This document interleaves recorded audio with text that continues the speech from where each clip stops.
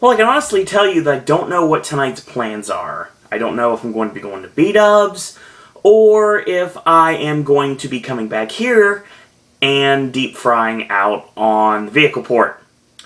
Because some people out there, I know a lot of you probably do, when the summertime comes, or even when the spring comes, when it's nice weather outside, it's the time to do your outdoor cooking.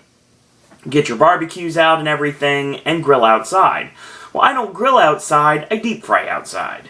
So, yeah, that's basically what I'll probably end up doing tomorrow night if I'm not able to go to B-dubs. And by tomorrow night, I mean literally tomorrow night, because it's 11:20 right now, and I am doing this video, of course, late because I have to work tomorrow. So, because of that factor, I wanted to get this video out to you guys as quick as I could, and probably will be out a little bit after midnight tonight, if not 1 a.m. So, let's talk a little bit about Raw. Before we get started with Raw, I do want to mention a couple of pieces of information, a little housekeeping, if you will, like I always do here on Pop. I do want to say that I did something really interesting today. And you know, if you know me personally, or even if you don't know me personally, and I know a lot of you do know me personally, and have learned a little bit about me via this wonderful YouTube channel here, you would understand that I am a soda bartender. What that means is, of course, I like to mix different sodas to try to make taste-alike creations of other different sodas. We have Coke at my job, so I try to create Pepsi taste-alikes. And I found out that if you want a Pepsi taste-alike with a Coke product, all you have to do is add a spoonful of sugar. And if that happens, you can get the closest thing you can get to a Pepsi taste-alike. Now, the thing about it is I've also decided I wanted to try to start mixing and matching things. Now, Mom ended up getting a bunch of soda like she always does, and she got one of these variety packs. And this variety pack had wild cherry Pepsi in it and Orange Crush, two things I absolutely love. But the other one would be Mug Root Beer. I'm not a big root beer fan. Not big on the sarsaparilla, not really. But I'll drink it in a pinch, and it's really awesome if it's frozen at Pecos Bill's at Magic Kingdom, because a root beer slush and some French fries on a hot day at the Magic Kingdom, bam, that just hits the spot right there. So, I decided to take Orange Crush, which has become kind of expendable given the fact that I drank a lot of orange soda lately, and I'm trying to get back into the colas and the citrus drinks. Obviously still soda, but different sodas, the darker sodas. I decided to kind of lay off on the orange, and I was like, wait a minute, I have an orange, and I have a Mountain Dew. I love Livewire. Livewire was awesome, and I think it may still be available some places. I've not seen it personally in years, but I think it's still available some places. Maybe you guys and girls out there have access to it. If you do, then let me know in the comments. But I will say that I wanted to create my own, and of course, since I am a soda bartender, I decided I wanted to create my own. And what I did was, I took my Gatorade bottle that I usually use to consume my Crystal Light, and I dumped in a can of Mountain Dew, and once it stopped fizzing, I dumped in a can of Orange Crush on top of it, and I shook it like crazy and put it in the fridge. I can report now, it is an awesome concoction, and I'd love to do it more often. If I didn't think I would be wasting 2 cans of soda to make one, and didn't think that would be enough for a meal, I'd probably do it a lot more often, because it was a great idea, and I would totally do it again. If I had soda to spare, which I don't always have. So, there's always that. Now, obviously, I worked today, as in Tuesday. And, like I said, I don't know what I'm going to be doing after work, so that's the reason why you're getting this video now. Now, normally I try to get these Raw recaps done right after the show ends, and given the fact that we didn't have an overrun, not much of an overrun this week, it's almost 11:30, so it's not even quite 11:30 yet when I'm getting this review out. And I watched The Immigrant today, and The Immigrant's pretty good, so yeah, I started Joe, but I ended up, I'll shoot, I don't care. I ended up kind of falling asleep in the computer chair, so yeah, I'm going to have to rewatch Joe, and I need to watch Snowpiercer. as well as a nice little double feature of The Raid 1 and 2, because I've not seen those movies, and I do want to watch them after the cheap plug. AJ's movie review of The Raid 2 being one of the best movies of 2014, and I know we lose our credibility by saying each and every week that one of the movies is one of the best movies we've seen this year, and you know, you can call it hyperbole if you want, but when it comes down to it, we've had a great year when it comes to movies so far, and it just continues to get better. I'll say right now, just like last week's video, which is currently available on the AJ's Movie Reviews playlist, yeah, this video will also include one of the best films of 2014 in The Grand Budapest Hotel, which I'm very excited to be able to talk about next week. So, God, I have something in my eyes. Like I said, I was supposed to see Bears today. AJ's under the weather, so wasn't able to do that. But if you watch my SmackDown recap from last weekend, earlier today, since it is Monday when I'm filming this video, even though it's a Tuesday video, I can honestly say that you've already heard that. So, let's go into Raw, shall we? Raw was live in Baltimore, Maryland tonight. And we start off the show with Daniel Bryan coming out, and, you know, for Daniel Bryan to want to perform tonight after the tragic passing of his father earlier today, that is something absolutely major, and it made complete sense what you would do after the fact. What did end up happening to Daniel Bryan made sense, because in the long run, it's going to let him heal and let him grieve with his family and be away from television for a little bit, which is the smart thing to do given the fact. And Bryan, of course, is on a huge run, like wins the WWE World Heavyweight Championship, marries Brie Bella, and congratulations to Bryan and Brianna Danielson for their nuptials, like I said in the previous video. So yeah, it's sad that this just hit him all at once, and Bryan lost his father, so yeah. Kudos to WWE for probably giving him a little bit of time off, even though he just had some time off for a honeymoon, some time off to grieve and to be with his family, and I know that's exactly what's going to happen, and this angle facilitated just that. So Bryan's in the ring, and you can see the emotion in his eyes, obviously. Brie was in the ring with him, and they start chanting yes together with the entire crowd. They hug, and here comes Stephanie to the ring. Mock applause. Mock applause. She wants to congratulate both of them. They wanted to get them a wedding present, but not really a conventional one. Their wedding present is a WWE World Heavyweight Championship defense against Kane at Extreme Rules. Excuse me. So, Stephanie basically says that Brie probably should not necessarily get out of the way, but Brie probably should leave now because something bad is about to happen.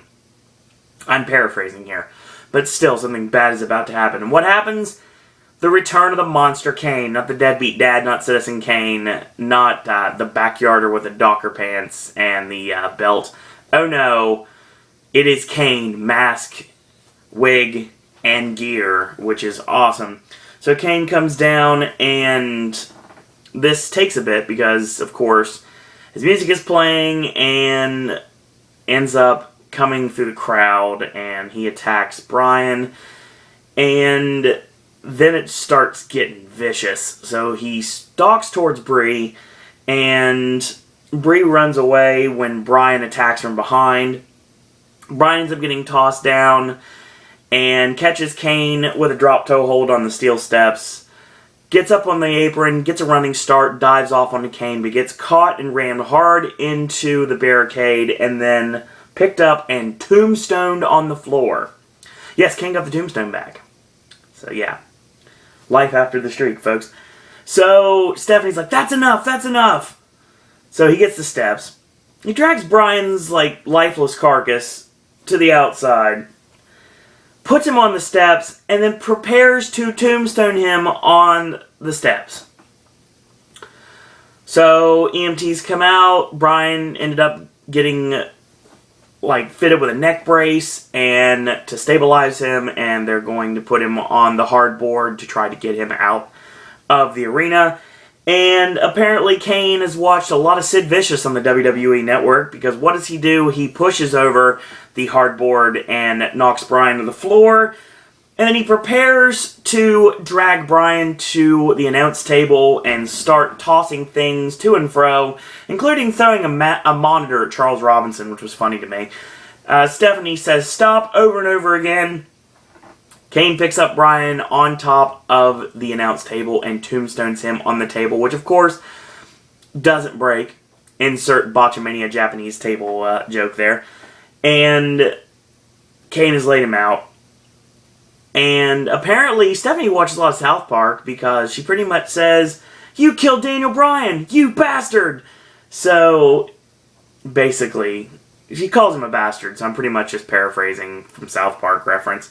A lot of pop culture reference, and this is only the first segment, folks. So they stabilize Bryan, they finally stretcher him out, and Stephanie has both championships in her arms and says, "Let's have a warm applause for your WWE World Heavyweight Champion, Daniel Bryan." Really condescending manner, too. And that's the first segment. Like I said, this was done basically to give Bryan a little time off television, even after the honeymoon. Doesn't matter. This is something he needs to be away from the eyes of everyone for a bit to just grieve with his family after his unfortunate loss. And it makes total sense to me. Plus, from a storyline perspective, this right away makes Kane a monster again. Pretty much, you could do a lot to damage the Kane character, and I'm sure Citizen Kane definitely did it. But when it comes down to it, the corporate version of Kane has been not necessarily erased, but slowly but surely is going to fade into the background, and the monster will return, and has returned. They gave him back the tombstone, he obliterates Daniel Bryan, and really looks like, in some people's eyes, a top contender for the WWE World Heavyweight Championship. Not that he's winning in Extreme Rules, but, you know, it's something to build a reason why he should be in this match, and not just because the corporation made him in this match. We get our first match of the night, my first glaring recommendation on this show. It is the semifinals for the WWE Intercontinental Championship #1 Contenders Tournament. This match featuring Sheamus and Wade Barrett. And I went on record in saying, during the SmackDown recap, that there were rumors basically it was going to come down to Cesaro and Sheamus. And, you know, it's funny because I was like, yeah, you know, it should come down to Van Dam and Barrett, and Barrett goes on and beats Big E at Extreme Rules and gets his 5th run with the Intercontinental Championship. But I didn't know if that would happen or not. Well, they pulled the trigger on it, and it was awesome. So this match was awesome. Barrett, of course, comes out before the match. He grabs the mic, and he says, "The luck of the Irish is running out." So we go midway through this match, and oh buddy, what a match it was. The Finley roll, and he goes up top, does Sheamus, and gets caught. Barrett going for a superplex, and Sheamus headbutts him off. Barrett charges in, Sheamus gets the boot up, and Barrett gets nailed with a flying body press by Sheamus to the outside, tosses him back in, goes for the clubbing blows, and Barrett scouts it and elbows him out.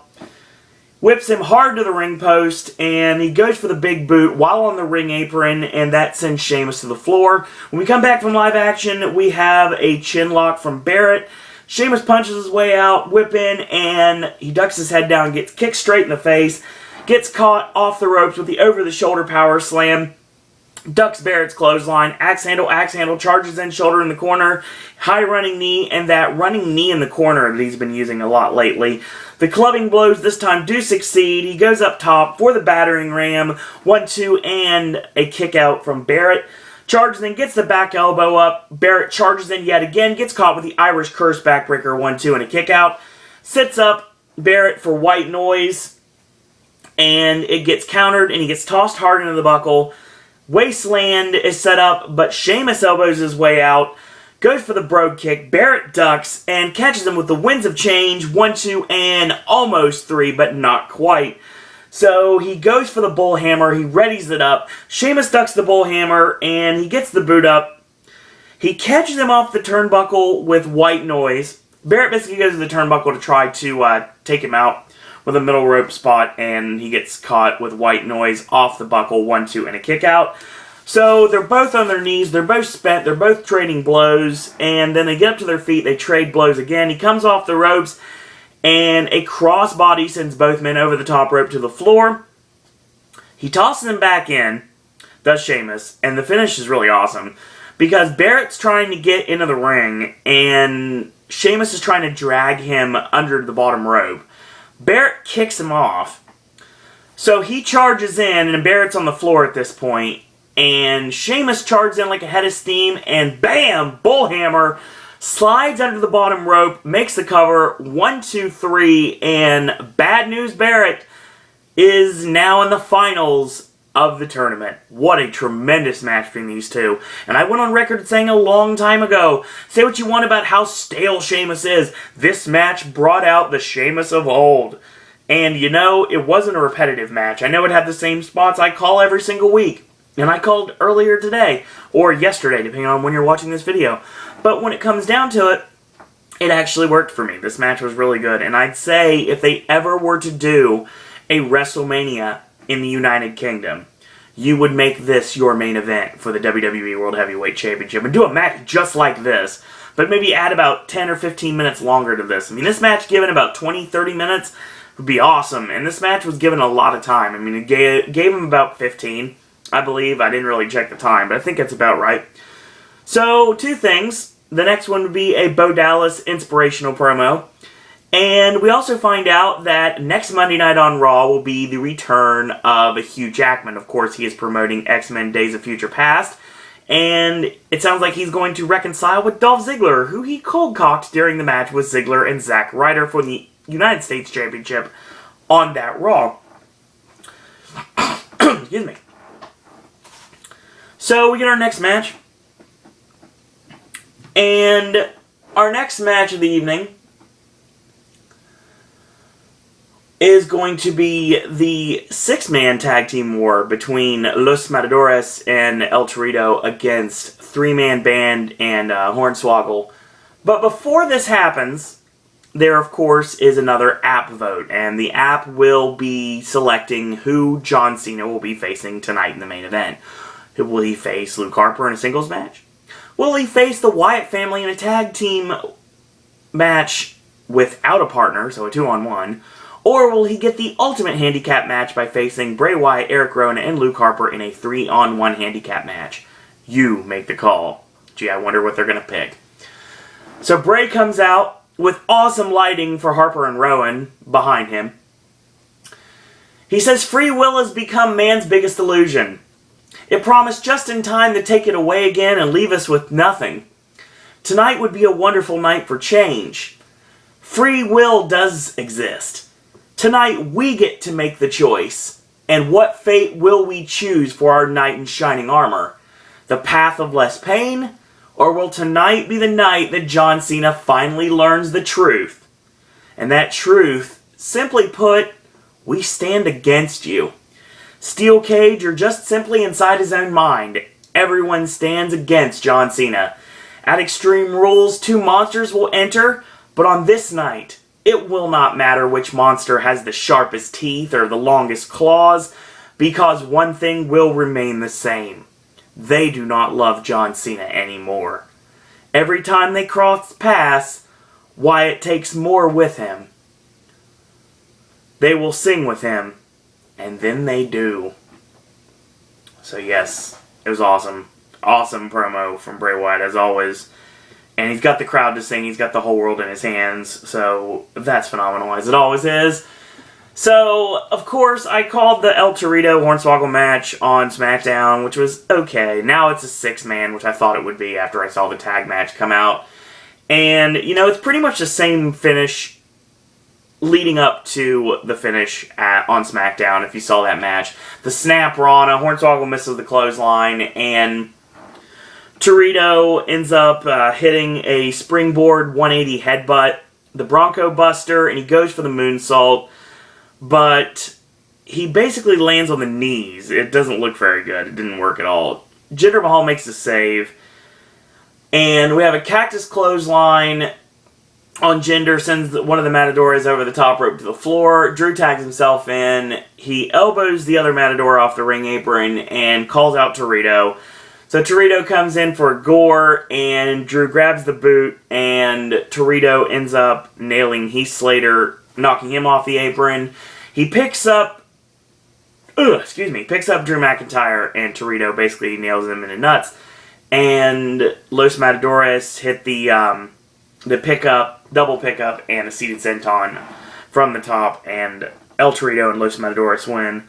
Yeah, less said about this, the better. So, Evolution arrive in a limo. That's the end. So, we get our wonderful talking segment of the evening. Triple H has either a cold or laryngitis or something. He sounds rather gravelly, so he doesn't really speak very much. He says a little bit, and he says he laughs every time he thinks about it.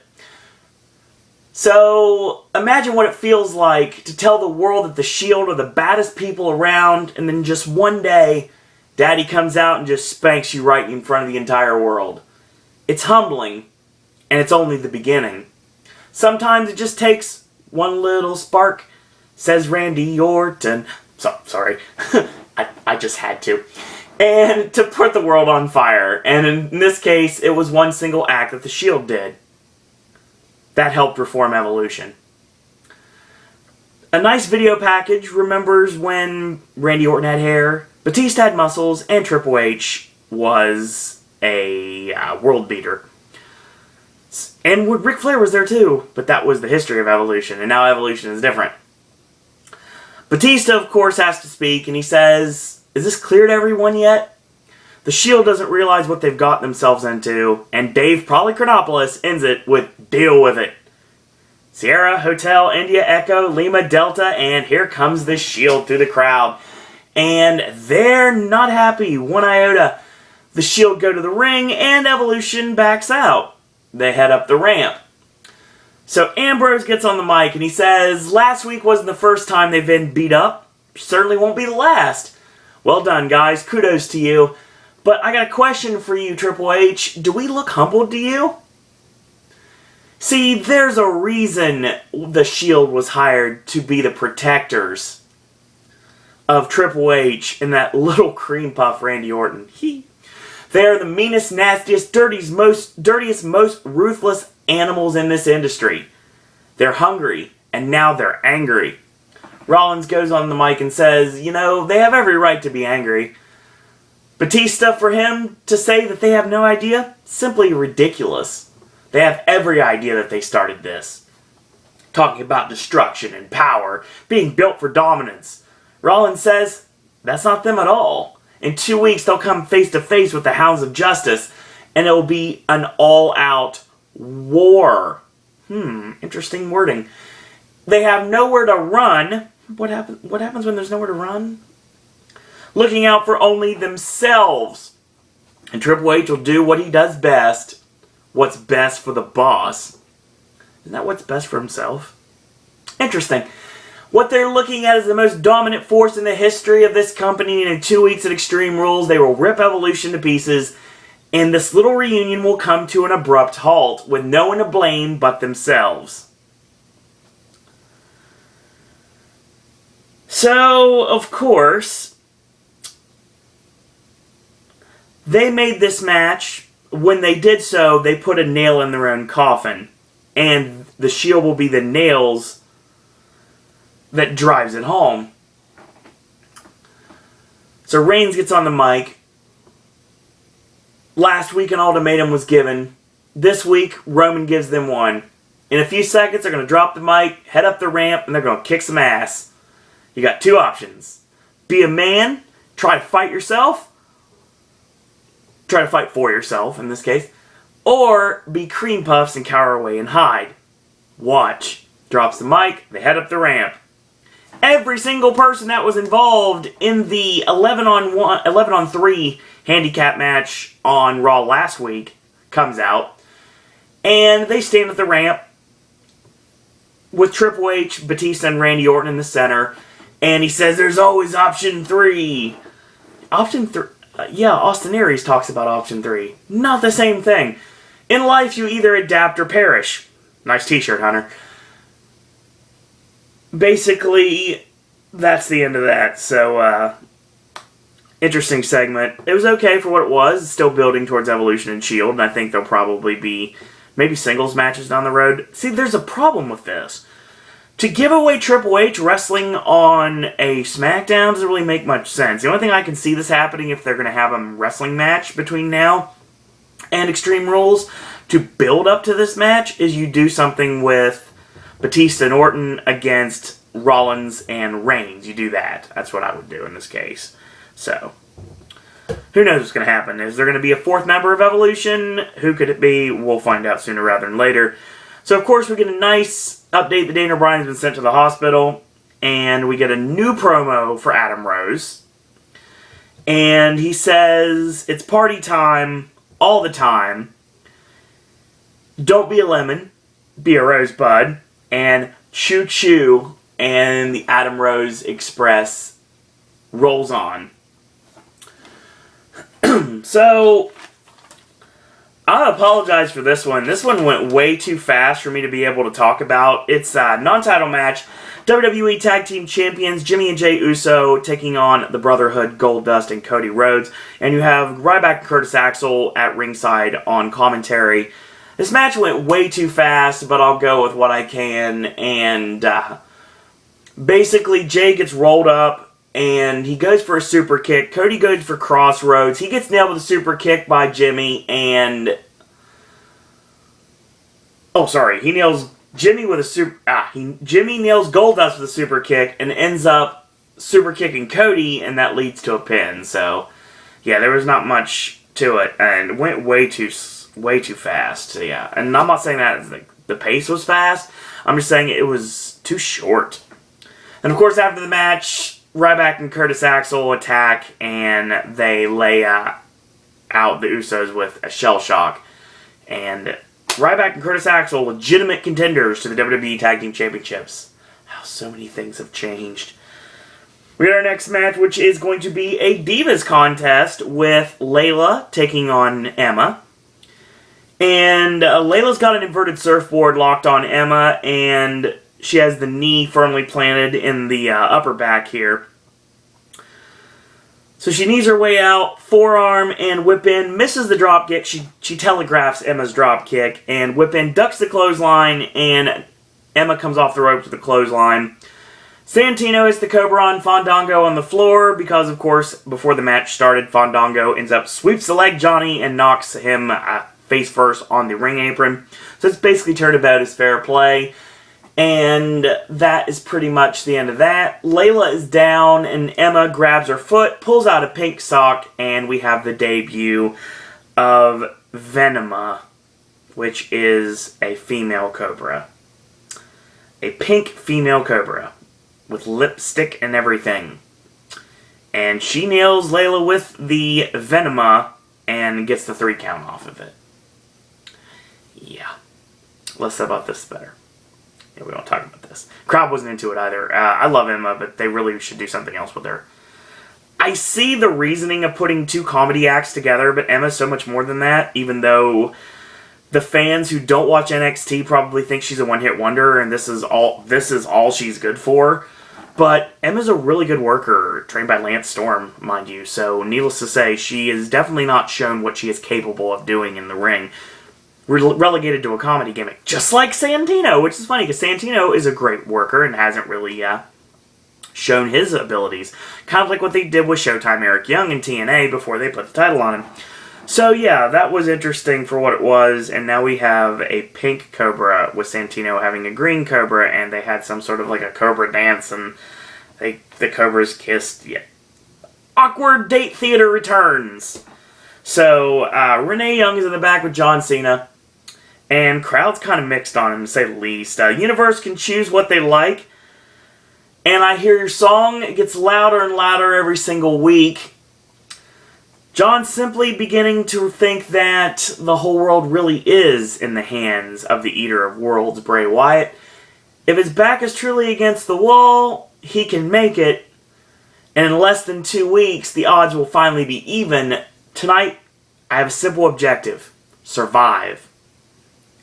Don't count out John Cena. So Cesaro ends up coming out with air raid sirens and really generic rock music that's going to take a long time for me to get used to. And this is coming from the guy that actually does like his original theme.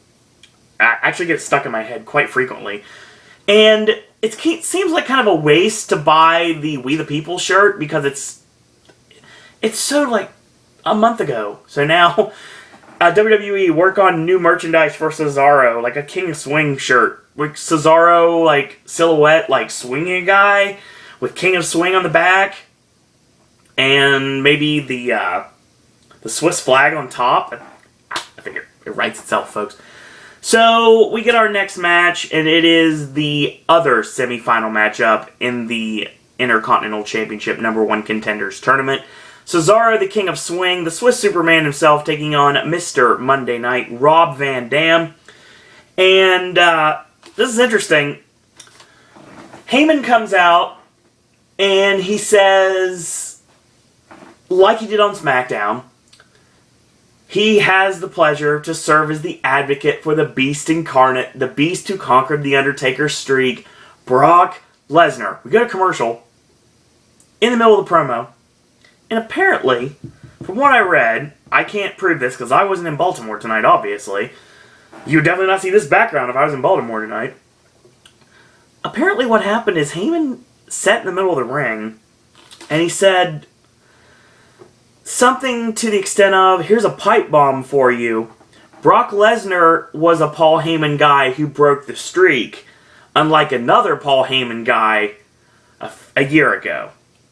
So, of course, was outing out CM Punk. But, of course, I'm sure Heyman said just to further infuriate the crowd. And proceeded to say Brock Lesnar conquered the streak about 78,000 times. So, yeah, that was fun. And Van Dam cuts him off. How appropriate, given the fact that Van Dam is an original Paul Heyman guy. I guess Van Dam's more of a Bill Alfonso guy, but that's another story altogether. Depends on how you look at it. This match was not as good as I thought it was going to be. I will say right now that there was a match in the Indies that I really wanted to see. It was Rob Van Dam and Christopher Daniels, two of my favorite wrestlers. Obviously, Daniels is my favorite wrestler in TNA and one of my favorite wrestlers of all time. I'm just a big Chris Daniels fan. But he had a match with Rob Van Dam and UPW that I've always wanted to see. The match wasn't very good. So I was worried it was going to be something like this. Sadly, it was. I will say right now that the chemistry between the two wasn't the greatest. And it was interesting that the match went the way it did. And it's sad because it wasn't the greatest as it could have been. So let's talk about the match, shall we? Oh, it was good for what it was, but it wasn't as great as it could have been. So Cesaro with the Idolvice, the chin lock, and Van Dam elbows his way out, comes off the ropes, goes for a sunset flip, gets countered with a leaping double boot stomp, 1-2, Van Dam kicks out, nails the deadlift side salto, 1-2, Van Dam kicks out, nails a Vader crossface, and he steps on the back of Van Dam's neck, the Swiss uppercut, and a foot choke into the face wash 2 times, drops an elbow off the middle rope. Let me explain what I mean by this. He doesn't leap off. See, the buckles are like this, right? Imagine this is a turnbuckle. Top, middle, bottom, right? This is where, this right here would be where Van Dam got attacked from. Cesaro jumps off the rope, not the buckle, the rope next to the turnbuckles and hits the elbow. So that worked. And he got a 2 count off of it. So he locks on the chin lock again. Van Dam again elbows his way out, gets caught with repeated knee lifts, and he gets sent to the buckle, and of course you don't, just like you don't powerbomb Billy Kidman, you don't throw Van Dam face first to the top turnbuckle, because what happens? You get blocked, you get kicked in the face. And that's exactly what happens. Cesaro bumps off of it. So he comes off the ropes and nails a clothesline on Cesaro, ducks the clothesline, and Van Dam with a back heel kick, drops him, rolling thunder, 1-2, Cesaro kicks out. Forearm and whip in reverse, charges in, gets the elbow up, and he goes up top for the side kick, and he goes up top, and it looks like he's going for the 5-star, and Cesaro stops him with a Swiss uppercut and a headbutt. He does the apron-in superplex, blocked with a kick, and that's your counter. Goes up top, and this time connects with a split-legged moonsault, 1-2, and Cesaro kicks out. Charges in for the wheel kick in the corner, gets caught on the top rope, and a charging Swiss uppercut in the corner, 1-2, and a kick out. So they fight back and forth, Van Dam with punches and Cesaro with forearms. They trade back and forth. Catches the boot, step over spin kick. Not this time. He does the body scissors roll up, 1-2, and a kick out. Cesaro catches Van Dam with a tiger driver, drops him right on his neck, 1-2, and a kick out. Double leg going for the giant swing, and Cesaro ends up getting distracted by the music of Jack Swagger. So Swagger comes out with Uncle Zeb, and of course, whoops, called him Uncle Zeb. Not going to be that guy.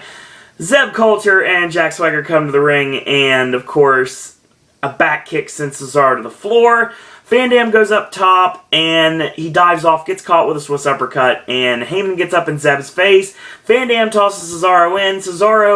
Van Dam gets tossed in. Cesaro gets posted by Swagger, and Cesaro ends up backdropping Swagger over the top rope to the floor. Zeb begs him off, and Swagger gets nails Cesaro from behind. He catches the boot, and Cesaro giant swings Swagger to a huge reaction from the crowd. And that's the end of this. So, basically what ended up happening after the post, there was a count-out loss for Cesaro, and Rob Van Dam is going on to the finals of the tournament, facing Wade Barrett, the match that I said needed to be a feud. And a match that I said would happen, even though a lot of people were predicting Cesaro and Sheamus. And this looks like it's going to lead to Cesaro and Swagger at Extreme... Wait a minute. Nope, they put on the brakes and said instead of Extreme Rules, they're going to have this match on SmackDown this week. So we're going to blow it off on SmackDown. Luckily, Bryan only has a minor stinger, so he's going to be fine. He's being kept overnight for observation, so we play it off that way. Renee Young's in the back with Rob Van Dam, and Paul Heyman and Cesaro show up. Cesaro says Van Dam can't beat him on his own. Paul's kind of surprised at Rob's response. I never knew you would take such a tainted victory. How can you sleep at night? Van Dam's like, you know what, I'll sleep just fine. My conscience is clear. A word of advice. If you want to make it anywhere in this business, keep your wallet, your house, and your future as far away from Paul Heyman as humanly possible. Van Dam does his taunt. Heyman's left dumbfounded, and he walks out. So I think we're leading to something out of this. So we get our next match. It is the Divas Champion Paige against Oksana, rematch from SmackDown. This match is okay for what it was. I will say that Oksana got over a little too much in this match. But that's fine, I guess, if you're going to try to build people that can credibly challenge Paige. This match probably should have been a match for Tamina Snuka. I think Tamina should be working with, like, Nikki Bella and Natalya right now. And if they don't do something to build Tamina as a credible challenger, then they're really doing a disservice to her. Given the fact that she's basically been the bodyguard for AJ Lee throughout her entire title reign. That being said, you have to build her as a contender, not just winning a Battle Royal.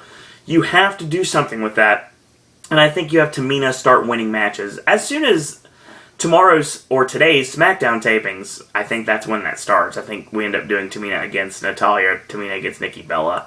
That's what I think will end up happening. So, Oksana locks on a chin lock, and with a knee in the back. The same thing she did on SmackDown, but this time it was to the side, and this match was like more of like a vertical base. And she comes off the ropes and gets mowed over with a back elbow off the ropes. And Oksana catches her with a side slam. And she basically made a mistake to try to slap her face again. And she got caught with a rolling short arm clothesline. And Paige gets sent in the corner. And she goes for a very awkward spine buster. Which, my God, stop using that move. She gets caught with a back elbow, whip in, gets caught, and a guillotine choke from Paige, and a headbutt out. knee strike and a scorpion cross lock finishes it. So yeah, it was okay for what it was. It was alright. We get our next match. We get our Alexander Rusev Squash of the Week. This time it's against Sin Cara. So this match will end up also facilitating the fact that we're going to have Rusev against Truth and Consequences at Extreme Rules. So both R-Truth and Xavier Woods are going to get to face Rusev in a 2-on-1. So yeah, that's going to be fun. Well, this match was really, it was normal match you would have. Sin Cara got a lot of offense in this match. He really did, probably more than he should have. It was after the, the fallaway Samoan drop that he likes to use. And basically, he tried to roll him up from a sunset flip from a powerbomb position, and he basically just got caught with numerous shots. The handspring back elbow connects, and vicious chops from Sin Cara, and whip in reverse, and Sin Cara kicks Rusev in the face, and missile drop kick Rusev in the corner. Sin Cara charges and runs right into just charged into him at this point. That's pretty much the end on that one. And he hit the high crotch swing slam and locked on the accolade, and that was the end. So, yeah. That was alright. It could have been better. Could have been worse. So, we get our main event. It is John Cena against the Wyatt family. So, yes, the app picked the correct match. And basically, this match was... It was okay, I guess. It wasn't great. During the middle of the match, like really early, Bray actually waltzed with John Cena, and of course I got a very Joker vibe. Have you ever danced with the devil in the pale moonlight? Pretty much got that there. And we come back from the last commercial break, and Harper, of course, ducks the double shoulder blocks. This would be the second one, and Cena gets knocked all the way to the floor. Harper drags Cena up for the superplex, and Cena, of course, punches himself off. Nails a swinging DDT on Luke Harper off the top, and Harper tags in Bray Wyatt, and he catches Cena with the Uranagi, 1-2 and a kick out. The mounted forearms onto Cena. Bray goes to the floor, and Cena's head is against the ring post, and he just nails him with vicious forearms, basically creating like a ringing bell effect. And a running headbutt by Bray, and Bray starts singing, of course, again. Rolls back in at 6, tags in Eric Rowan. He comes in with his fist to the head, like the double fist to the side of the cranium, like putting pressure on the temples. And Cena, of course, breaks the grip and punches out, whip in reverse, charges in, and he goes shoulder first in the ring post. Tagging to Bray Wyatt, avalanche on Cena, and he does his Exorcist crab walk. Charges in, and he gets caught with a vicious lariat from Cena. And he knocks both Wyatt family members off the ring apron, ducks the clothesline, shoulder block, proto bomb, low bridges Harper, gets in the ring to try to save Bray at this point. 5-knuckle shuffle on Bray, goes for the AA, and Harper makes a save right before 3. Rowan comes in for the DQ. Referees had enough, so I guess a DQ, and Rowan with the avalanche in the corner. Tossed into Harper's big boot, and they pick up Cena, Sister Abigail, and he says, while cradling Cena like a small child, in time all things come to light, and he sings he's got the whole world in his hands, and even got into the second verse, and that's how we end Raw, so, yeah. It was alright. I've seen worse Raws, but it was kinda there. Recommendations for the show tonight, without any question, you need to check out Wade Barrett and Sheamus. That match was awesome. If you want to see the Kane obliteration of Daniel Bryan, it wasn't bad. It was a decent beatdown, to be honest. The Evolution promo against the Shield, that was fine. I will say that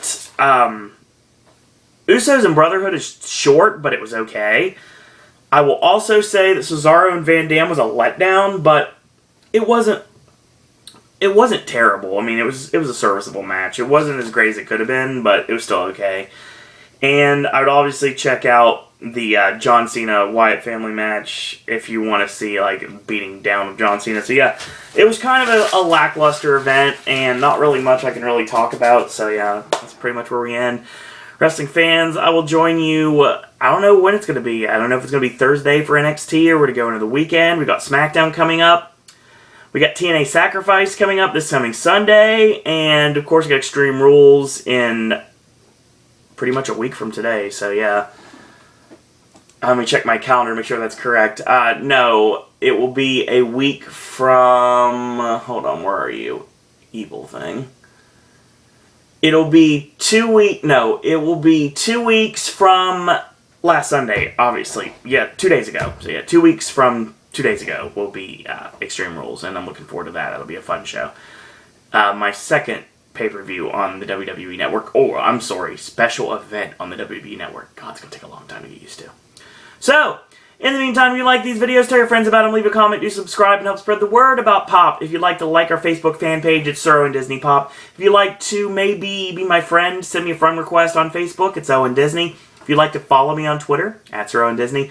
Last but certainly not least, if you want to send your thoughts, comments, queries, and opinions, you want to talk wrestling with me, we want to talk about Halloween Horror Nights and the latest developments in Hollywood, and talk about Orlando's event this year, we're talking about Universal, Diagon Alley, Harry Potter, Disney, you want to talk anything you want with me, or if you'd like to be a podcaster yourself, you want to send your videos, you can do that. More than welcome to. It is an email that is sirowendisney@gmail.com. In the meantime, I want to thank you guys and girls out there for watching, and until tomorrow, boys and girls, that's all I got to say about that.